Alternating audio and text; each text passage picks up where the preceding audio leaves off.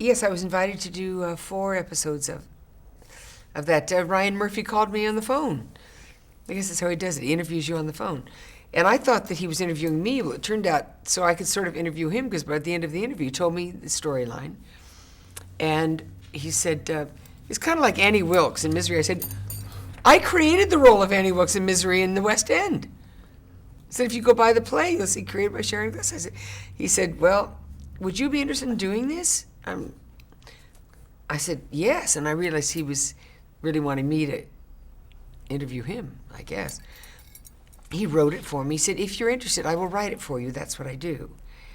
And so he wrote this 4-part arc, which I think he admits is the sickest he ever wrote.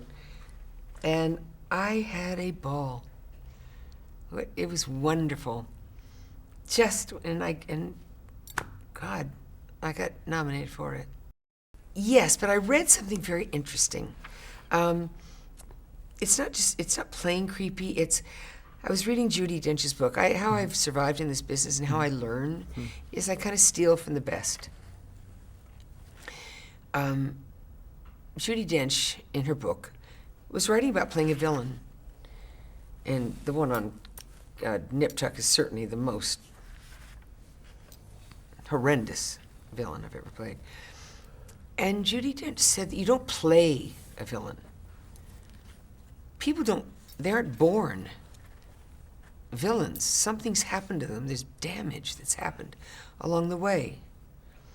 And that's what I sort of remembered as I played this character that Ryan wrote for me, Colleen Rose. Very disturbing, very, very disturbing. My husband, I never watched myself on film, as I said, but Barney watched the first show and said, this show's too creepy. I just don't like watching it. I don't like this show. I said, well, thanks. He said, he came after the 3rd episode. I said, yeah, waiting, thinking he was going to say, ew. He said, you just broke my heart. I said, I did? He said, yeah, you did a scene. And I went, thank you, Judi Dench. Because I remember, you can't play a bad person. You play the scene they write, but each one at the time was very, very real.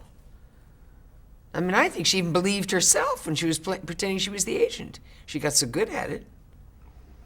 Obviously she was demented. I think she watched too much television. But how did she learn? How did a woman like that learn how to play an agent or a lawyer or something? She watches television.